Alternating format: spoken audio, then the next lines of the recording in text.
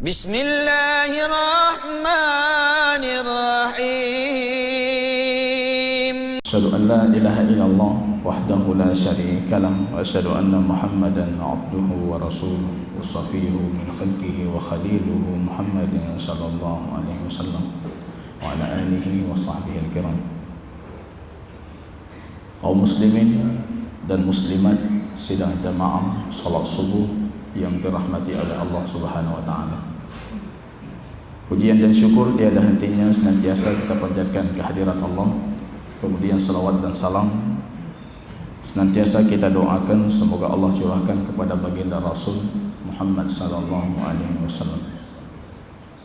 Kaum muslimin yang berbahagia, di pertemuan terakhir kita minggu yang lalu kita masih mengkaji kitab A'lam As-Sunnah Al-Mansyurah karya Imam Hafidh Ibnu Ahmad Al-Hakami rahimahullah. Soal terakhir yang kita bicarakan itu soal ke-12, Maratibud Dinil Islam, berapa tingkatan dari agama Islam. Beliau merujuk kepada hadis Imam Muslim, hadis panjang yang hampir semua kita mengetahui hadisnya, itu hadis Jibril yang kita tahu tidak lepas dari 1000 lebih faedah yang disebutkan oleh para ulama tentang hadis Jibril yang kita bacakan pada pertemuan yang lalu.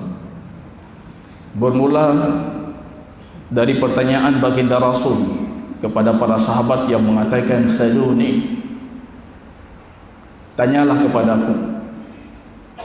Temanyong, tolong temanyong, tanyakan kepadaku, kata baginda Rasul. Semua para sahabat enggan untuk bertanya. Ittala alaina rajulun, kata Umar ibn Khattab. Tiba-tiba dalam kondisi keheningan tadi, tidak ada yang mau bertanya, baginda Rasul berdiam dirinya. Datang sosok dengan pakaian yang sangat putih, rambut yang sangat hitam, la yura alaihi atharus safar, tidak nampak kalau orang ini sedang melakukan perjalanan, artinya bukan orang jauh. Wala ya'rifuhu minna ahadun, tapi tidak ada satupun di antara kami yang mengenal siapa dia. Ini kesimpulan Umar bin Khattab, tidak ada yang mengenal. Dalam riwayat Imam Nasa'i disebutkan, rupanya beliau melihat geligat para sahabat yang lain, semuanya mereka tercengang-cengang, ini siapa? Maka beliau menyimpulkan, tidak ada di antara kami yang mengenalnya. Fawadha'a rukbatih ila rukbatih, wada'a yadayhi ala fakhidih. Rupanya langsung duduk, merapatkan kakinya dengan kaki baginda Rasul, kemudian meletakkan tangannya di atas pahanya ataupun di atas paha baginda Rasul. Posisi duduk yang penuh pentakziman terhadap guru. Maka jamaah rahimani wa rahimakumullah, di penghujung hadis baginda Rasul mengatakan, "Dzaka Jibril, itu Jibril, atakum yu'allimukum dinakum, datang kepada kalian, mengajarkan kepada kalian agama kalian." Posisi duduk kita dalam majlis ilmu itu bagian dari agama kita. Posisi pentakziman kita terhadap guru itu bagian dari agama kita. Posisi duduk yang penuh pentakziman. Jibril datang kepada kalian, mengajarkan kepada kalian agama kalian. Ini yang hilang dari kita jamaah. Adab sebelum ilmu, adab terhadap guru. Dan ini awal daripada agama kita. Kalau kita lihat nanti akan datang apa itu Islam, apa itu iman, apa itu ihsan, apa itu tanda-tanda kiamat. Ilmu ini tidak datang kecuali dimulai oleh Jibril dengan etika dan adab beliau terhadap baginda Rasul sebagai guru di sini. Maka ini bagian penting dari agama kita yang hilang. Akhirnya ilmu-ilmu kita tidak diberkahi. Ini jamaah rahimani wa rahimakumullah. Posisi duduk yang ta'zim, bertanya dengan penuh pentakziman, dan kemudian mensahihkan apa yang dijawab oleh baginda Rasul. Mulai dengan adab, mulai dengan etika. Ini dilakukan oleh Jibril sebelum bertanya tentang rincian agama Islam secara sempurna. Ini yang menariknya kalau kita perhatikan kondisi kita dengan kondisi hadis ini. Ada ulama kaum muslimin yang menulis tentang buku adab dalam majlis ilmu, itu cuma mengambil satu hadis yang kita bacakan, hadis Jibril tadi. Bagaimana adabnya, bagaimana bajunya, bagaimana rambutnya mendatangi majlis ilmu, penuh dengan kerapian, baju yang sangat putih bersih, rambut yang sangat hitam, artinya sudah tersemir, sudah ini, sudah itu. Posisi berjalannya, posisi duduknya. Kemudian sabar terhadap guru, duduk sebagai posisi seorang murid berhadapan di depan mursyidnya, duduk dengan penuh pentaziman. Kalau kita sudah kebalik, yang harus sabar itu guru terhadap murid. Kalau dulu yang harus sabar itu murid, murid harus sabar terhadap guru. Kalau sekarang guru harus sabar.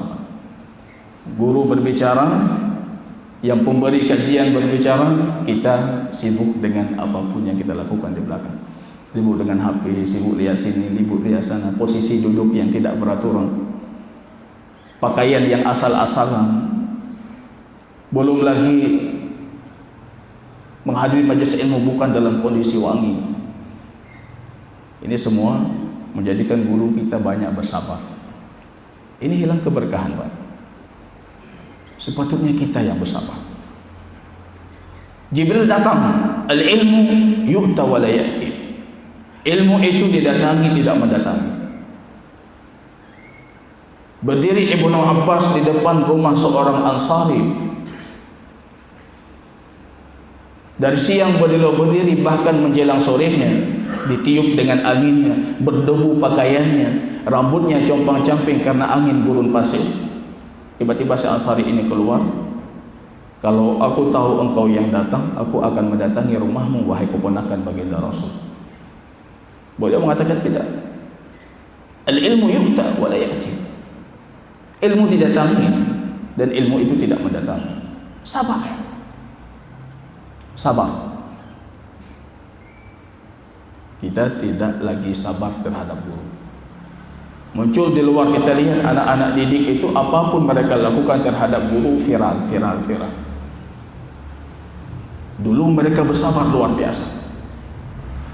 Maka seringkali kalau kita membaca satu hadis, ketika Anda membaca satu hadis, misalnya hadis Imam Al-Bukhari rahimahullah, hadis ini kita dapatkan itu setelah melalui proses banyak kesabaran para perawinya.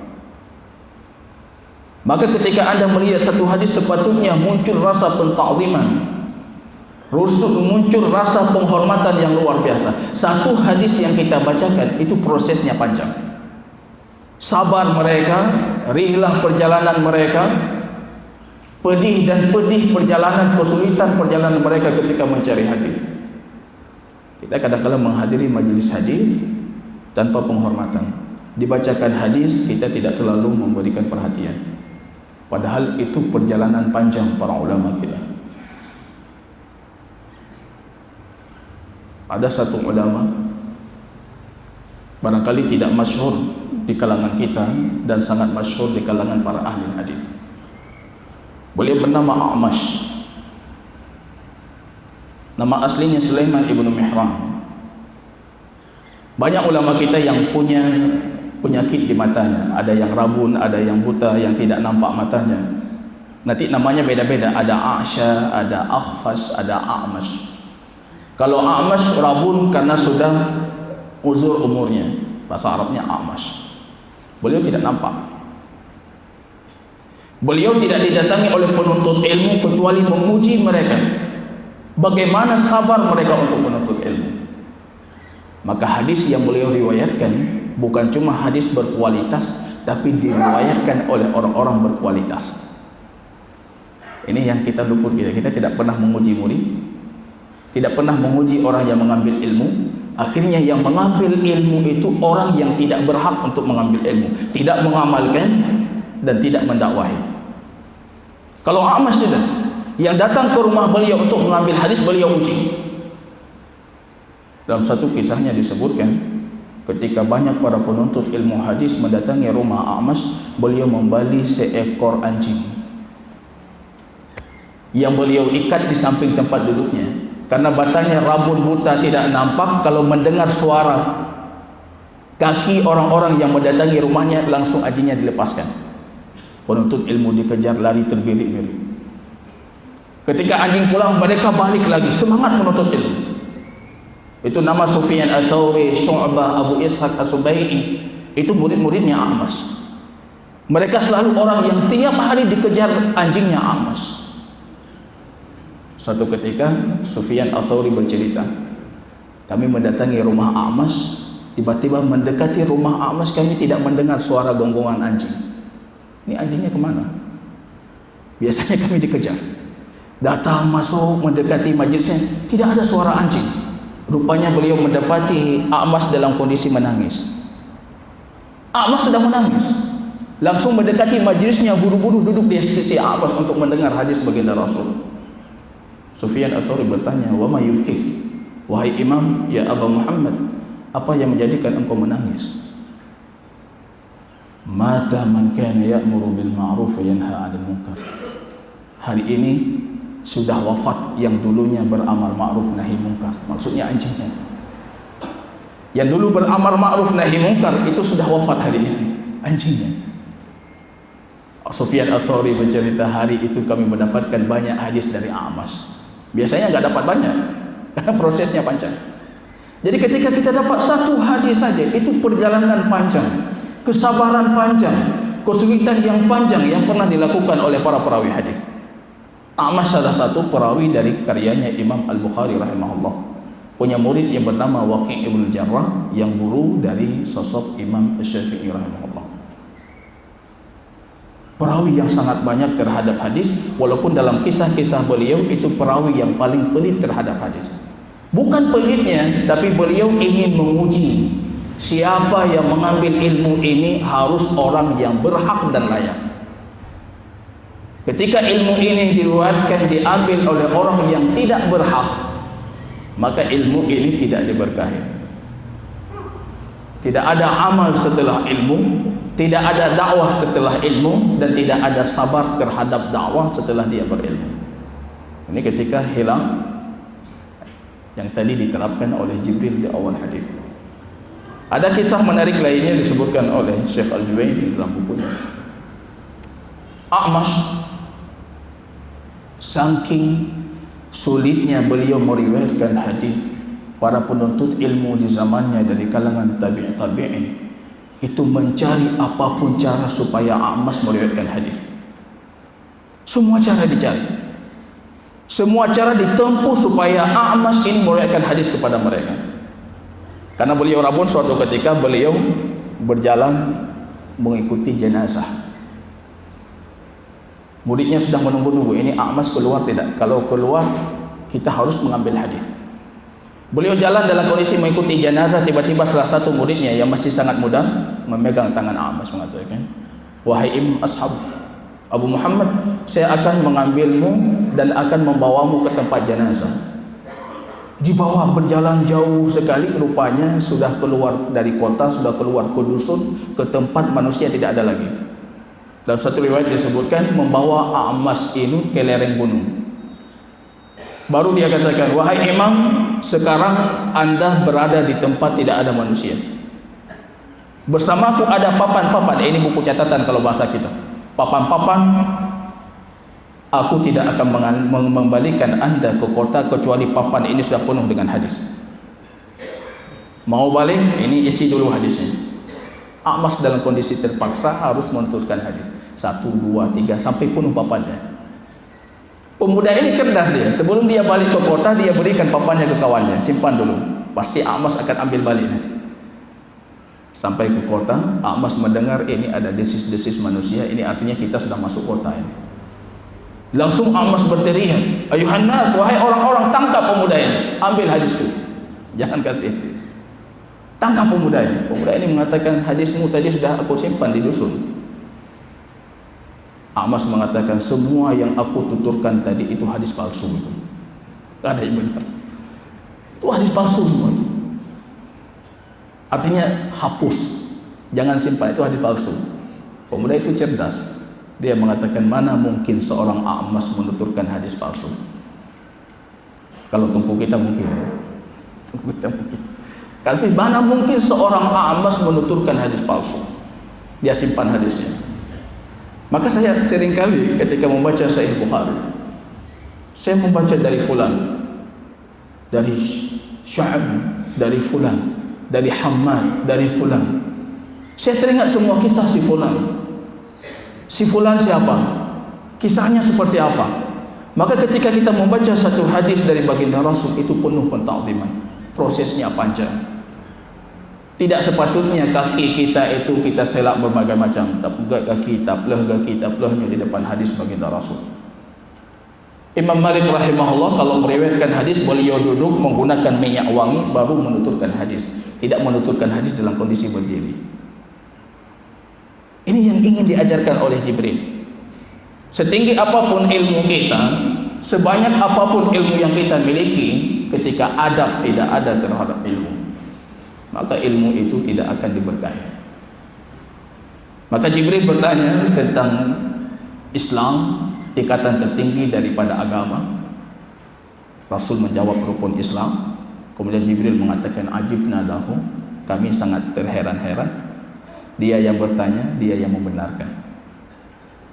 Heran-heran itu sifat manusia, dan ajib, ta'ajuban, itu juga sifat Allah dalam hadis yang sahih. Tapi bedanya kalau kita heran, ta'ajub karena kita tidak punya ilmu, maka ta'ajub. Kalau Allah ta'ajub bukan karena Allah tidak tahu, tapi Allah itu ta'ajub karena ada sesuatu yang dilakukan oleh manusia di luar kebiasaan. Allah ta'ajub.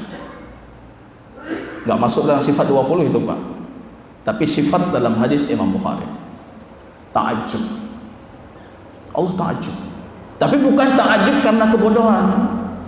Kalau saya ta'ajub ketika orang menerbangkan pesawat, kok bisa besi itu terbang? Karena saya bodoh. Tapi Allah ketika ta'ajub karena Allah melihat ini ada sesuatu yang menjanggal. Kenapa dia melakukan seperti ini? Biasanya orang tidak melakukan. Sesuatu yang keluar dari kebiasaan itu mengundang ta'ajubnya Allah. Ajibna lahu, kami ta'ajub dengan Jibril. Dia yang bertanya, dia membenarkan. Kemudian dia bertanya tentang iman, baginda Rasul menjawab dengan rukun iman. Kembali membenarkan, sadaqta, engkau benar.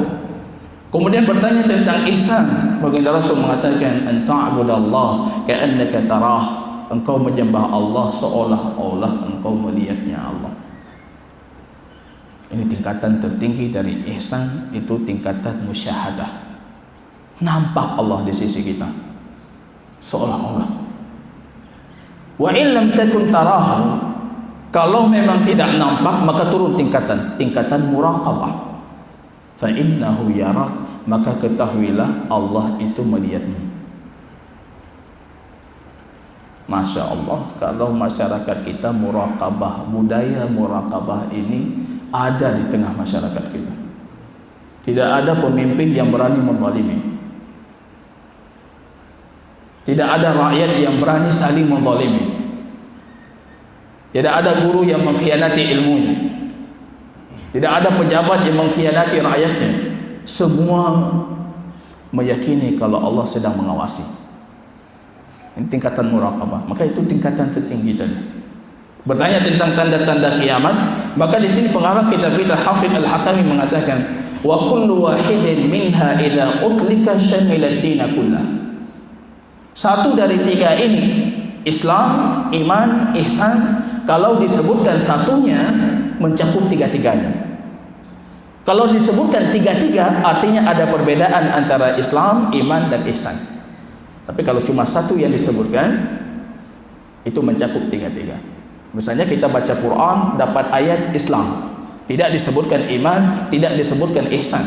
Maka Islam di situ artinya masuk iman, masuk ihsan dan masuk Islam. Ini yang dimaksud oleh pengarang kitab kita, wa kullu wahidin minha idza utlika syamilad din kullah. Kalau disebutkan iman, hendaknya kalian beriman kepada Allah. Itu maksudnya Islam, iman, ihsan. Tapi ketika disebutkan dalam satu tempat, tiga-tiganya disebutkan iman, Islam, iman, ihsan, maka iman itu punya definisi yang berbeda dari Islam dan punya definisi yang berbeda dari ihsan.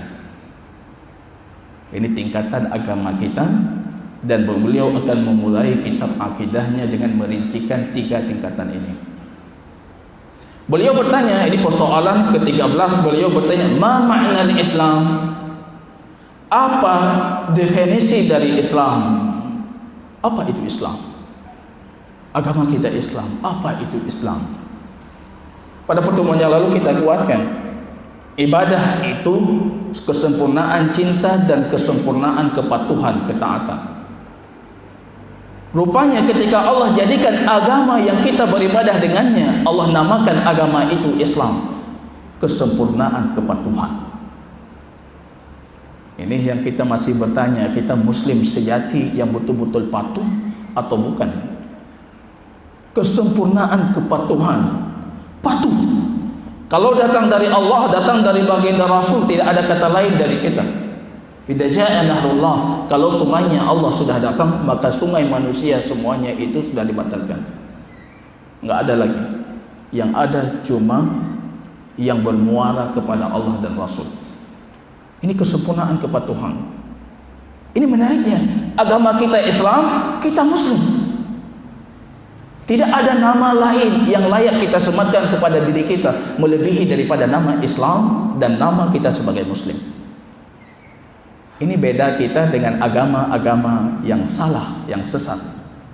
Beda kaum muslimin dengan sekte-sekte yang salah dan sesat. Dalam kitab Milal wan Nihal disebutkan, kalau Anda ingin melihat orang sesat, itu caranya gampang. Lihat saja nama mereka apa. Namanya dia. Kalau kita, nama kita Islam, berserah diri. Karena itu karakteristik Muslim, dia menyerahkan segalanya untuk Allah. Tapi kalau kita lihat agama lain, itu namanya kalau bukan referensi dari agama itu nama tempat, maka nama pemimpinnya. Begitu juga dengan sekte-sekte yang sesat. Misalnya kita berbicara agama Nasrani. Nasrani itu satu tempat di Yerusalem bernama Nesurah, atau dalam riwayat disebutkan Nasirah. Orang-orang beragama itu dinamakan Nasrani. Orang Nasrani dinamakan Nasrani itu merujuk kepada satu tempat di Yerusalem. Dan agama kita Islam ini bukan agama tempat tertentu. Kalau kita sudah tempat tertentu, ini ada salah di sana. Qadiyaniyah, itu Ahmad Al-Qadian yang mengaku dirinya Nabi setelah baginda Rasul, Ahmadiyah. Dijuluki juga sektenya, ajarannya itu dengan Qadiyaniyah, merujuk kepada satu tempat di India yang bernama Qadian. Ada orang Khawarij yang kemarin hari ditanyakan kepada kita, kita katakan Khawarij itu nama lainnya di zaman para sahabat itu Nahrawaniyah. Kenapa dinamakan Khawarij itu Nahrawani? Karena Nahrawan itu tempat munculnya Khawarij pertama kali. Maka merujuk ke tempat. Kalau bukan merujuk ke tempat, akan merujuk kepada pemimpinnya. Lahir agama Buddha, karena pemimpinnya bernama Buddha. Lahir Yahudiyah, karena salah satu dari silsilah nenek moyangnya itu ada Yahuda. Tapi kalau kita tidak terikat dengan sosok, tidak terikat dengan tempat, karena kita terikat dengan karakteristik kita, berserah diri kepada Allah, Islam. Lahir Mu'tazilah karena ada pemikiran yang menyimpang, yang mereka jadikan pemikiran menyimpang itu sebagai syiar. Lihat semuanya, Asy'ariyah, Mu'tazilah, Kullabiyah, itu semua tokoh. Kalau yang benar itu tidak terikat dengan tempat dan dia tidak terikat dengan sosok. Kalau sudah terikat dengan sosok, ini ada masalah. Maka misalnya kalau kita mengatakan akidah harus Asy'ariyah, akidah harus Asy'ariyah, semua orang bertanya, orang yang hidup sebelum Abu Hasan Al-Asy'ari bagaimana akidah mereka, benar enggak? Dan kita bertanya seperti itu. Ini masalahnya kalau akidah itu kita ikat dengan sosok. Tapi kalau kita mengatakan akidah Islam, Anda berserah diri baik dalam akidah, dalam muamalah dan dalam ibadah hanya kepada Allah. Maka enggak ada ikatannya dengan sosok, tidak ada ikatan dengan tempat. Ini dalam kitab Milal wan Nihal disebutkan, ini salah satu cara kita memprediksi mana yang benar, mana yang salah. Maka agama kita itu bernama Islam. Kesempurnaan berserah diri. Pengarang kitab kita Ahmad Al-Hakami mengatakan, maknahu al-istislamu lillahi bitauhid. Berserah diri kepada Allah dengan penuh ketauhidan. Wal-inqiyadu lahu bita'ah. Mentaati Allah dengan penuh ketaatan. Itu Islam. Wal khulusu minasyirki wa ahli. Dan membebaskan diri dari kesyirikan dan orang-orang syirik. Jadi Islam itu 3 komponen dia. Berserah diri dalam ketauhidan, mentaati dengan penuh ketaatan, membebaskan diri dari kesyirikan dan pelaku kesyirikan. Kalau ini sudah kita lakukan, baru kita mendapatkan titel tadi Muslim, Islam. Kesempurnaan berserah diri. Jadi bukan lagi logika kita, nalar kita, itu yang lebih kita kedepankan dibandingkan kalam Allah dan Rasul. Bukan Muslim. Maka kriterianya ya, kalau ada yang bertanya kriterianya Ahlus Sunnah wal Jamaah itu apa? Kan kemarin keluar surat edaran itu akidah harus Ahlus Sunnah wal Jamaah. Ini kriterianya. Kalau Anda menamakan diri Ahlus Sunnah wal Jamaah, kriteria pertama itu harus luzum as-sunnah, kitab Allah dan sunnah Rasul, wala tafriq. Konsisten, berpegang teguh, komitmen terhadap kitab Allah dan sunnah, dan jangan pernah membedakan. Jangan pernah bedakan, ini sudah kitab. Kita antu-antu ambil satu ayat, ambil satu hadis, kita antu ayatnya. Jangan pernah mengatakan ini mutawatir, ini ahad, maka hadis ahad walaupun sahih kami tidak mengamalkan dalam akidah. Jangan pernah seperti itu. Selama itu kitab Allah, sunnah Rasul sahih, Anda berkewajiban, berkomitmen, konsisten, berpegang teguh. Jangan pernah bedakan. Selama itu sahih. Oh, kalau sahih hadis ahad kami amalkan dalam ibadah, tidak kami amalkan dalam akidah. Salah. Harus tetap komitmen, kesempurnaan komitmen dan berpegang teguh. Jangan pernah bedakan. Kriteria kedua, Ahlus Sunnah itu selalu mengambil pernyataan para sahabat kalau itu berkaitan dengan akidah. Karena mereka tidak akan berbicara tentang akidah mereka kecuali apa yang mereka dengar dari hadis baginda Rasul. Ini Ahlus Sunnah. Kalau dapat pernyataan para sahabat, pernyataan itu sahih, mauquf dari para sahabat baginda Rasul, berkaitan dengan akidah, kita wajib meyakini karena mereka tidak mungkin berdusta tentang akidah mereka itu kepada Allah. Tak mungkin mereka berdusta. Pasti mereka mendengar dari baginda Rasul. Karakteristik Ahlus Sunnah yang ketiga, adamul khawdu fima la majali aql fi. Jangan pernah bermain logika untuk pembahasan-pembahasan akidah yang tidak punya tempat untuk logika dan nalar kita. Jangan pernah pakai ini, Bang. Karena akidah kita ada yang membingungkan, tapi tidak ada dalam akidah kita yang mustahil. Ini menariknya akidah Islam. Kalau akidah lain bisa jadi mustahil, lucu, mustahil, itu akidah orang lain. Kemarin hari itu viral di beberapa negara Arab pernyataan Imam Khomeini, imamnya orang Syiah, pemimpin revolusi Islam Iran. Beliau mengatakan dalam bukunya Bahrul Anhar itu, kenapa air laut asin? Air laut asin karena ikan-ikan menangis mengeluarkan air mata ketika wafatnya Husain. Air laut asin karena ikan itu menangis, air mata ikan asin, maka air laut jadi asin. Jadi Anda kalau membaca buku mereka dan akidah mereka, Anda akan tertawa. Itu akidah. Jadi hasil refleksi kepala, pikir-pikir kira tulis, pikir-pikir kira tulis. Kita akidah kita adamul khawf. Kalau masalah ini tidak ada tempat untuk kepala Anda berfikir, jangan Anda berfikir.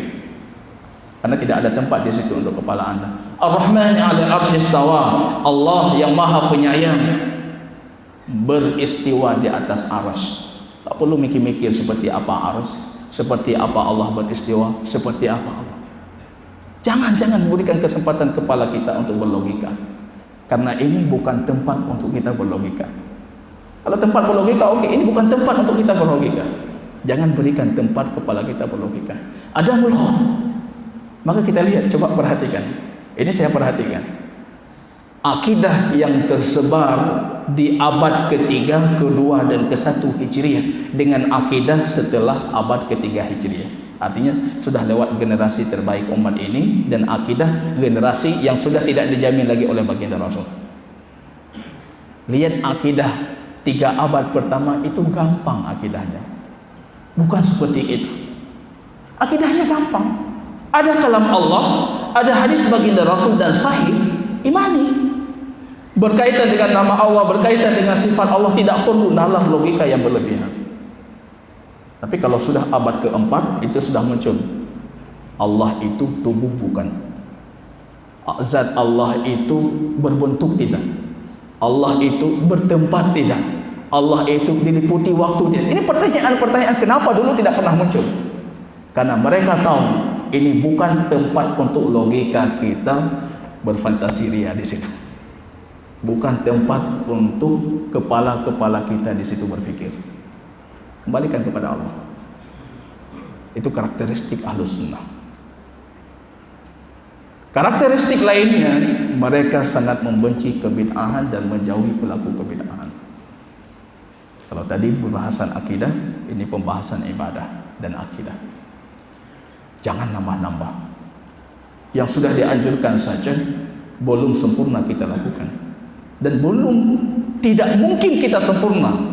Karena Rasul mengatakan lan tutiku, kalian tidak akan pernah mampu sepertiku, tidak pernah mampu.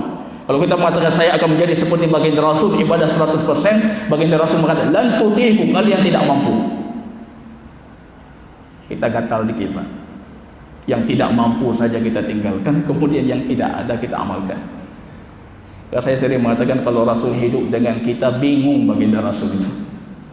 Kalau Rasul jadi imam kita, bingung. Kita yang harus mengajarkan baginda Rasul, dikirnya bukan seperti itu, seperti ini. Lagi kamu. Kalau Rasul menghadiri jenazah kita, Rasul bingung, nggak tahu apa yang harus dilakukan. Rasul doa dulu Rasul. Kita yang harus mengajarkan baginda Rasul. Ini karakteristik Ahlus Sunnah. Kalau surat edaran kemarin, karakteristik Ahlus Sunnah yang kita sebutkan, ini baru mantap. Karakteristik Ahlus Sunnah, 4 karakter yang kita sebutkan tadi. Berakidah harus sesuai dengan akidah Ahlus Sunnah. Akidah Ahlus Sunnah yang 4 tadi. Istislam. Mereka selalu berserah diri kepada Allah dalam ketauhidan. Berserah diri. Sempurna berserah diri. Wa ma kana lil mu'mini wal mu'minah idza qada Allahu wa rasuluhu amran ay yakuna lahumul khiyar. Orang mukmin dan orang mukminah itu tidak pantas kalau Allah sudah memutuskan, dia masih punya pilihan. Sudah tahu Allah sudah berfirman, sudah tahu baginda Rasul sudah bersabda dalam hadis yang sahihnya, kita masih punya pilihan. Itu bukan karakter orang beriman. Tidak pantas. Jamaah yang berbahagia, kebutuhan untuk berserah diri, menghambakan diri terhadap sesuatu, itu kebutuhan mutlak. Semua kita butuh. Semua kita butuh tempat kita bertumpu. Maka ubudiyah itu karakter yang kebutuhan mutlak. Harus ada semuanya. Maka kata Imam Ibn Qayyim, kalau Anda tidak mau berserah diri kepada Allah, Anda akan hidup dalam kondisi berserah diri kepada banyak zat yang banyak selain Allah. Kalau kita tidak mau patuh terhadap Allah, maka kita akan mematuhi selain Allah, bahkan kepatuhan kita akan lebih banyak. Maka mau tidak mau, berserah diri, kepatuhan yang patut kita serahkan cuma satu, Allah. Kalau bukan kepada Allah, kita akan menyerahkannya kepada yang lain.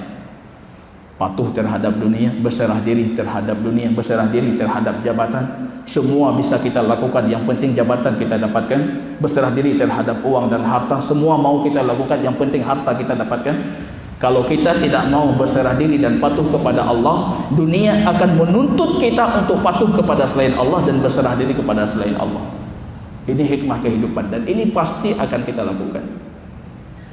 Maka tidak ada cara lain, Pak, kecuali memang kepatuhan dan berserah diri kita itu hanya kepada Allah. Maka beliau mengatakan di sini, wal inqiyadu lahu bi ta'at. Taat kepada Allah, mematuhi aturan Allah dan baginda Rasul itu dengan penuh ketaatan. Jadi jangan perlu banyak bertanya dalam pembahasan ini. Baik tanya yang lain. Nyai lagi nyokiban, nyai lagi jihkiban. Ini yang menjadikan para sahabat selamat akidah dan ibadah mereka karena mereka sedikit bertanya. Taat, kesempurnaan ketaatan, wal khulus minasyirki wa ahli, dan melepas diri dari kesyirikan dan pelaku kesyirikan. Firmannya apa? Firman Allah surat An-Nisa 125, wa man ahsanu dinan mimman aslama wajhahu lillah. Siapa yang lebih baik agamanya dibandingkan orang yang menyerahkan wajahnya itu kepada Allah? Nggak ada lagi agama yang lebih baik dibandingkan Anda berserah diri kepada Allah. Wa may yuslim wajhahu ila Allah wa huwa muhsin faqad istamsaka bil urwatil wuthqa. Dan tidak ada yang menyerahkan wajahnya kepada Allah kecuali dia itu selaku pelaku kebajikan dan sudah berpegang teguh dengan ikatan yang kokoh Islam. Berpegang teguh dengan ikatan Islam yang kokoh, satu caranya yaitu dengan berserah diri kepada Allah. Fa ilahukum ilahu wahid falahu aslimu wa basyiril mukhbitin. Dan Tuhan kalian itu satu, maka hendaknya Tuhan yang satu itu tempat kalian berserah diri. Jemaah rahimani wa rahimakumullah, kita membaca persoalan yang ke-13 tadi. Ini waktu sudah menunjukkan jam 6.45 menit. Kalau ada yang patut kita diskusikan, barangkali sejenak bisa kita diskusikan. Jazakumullah.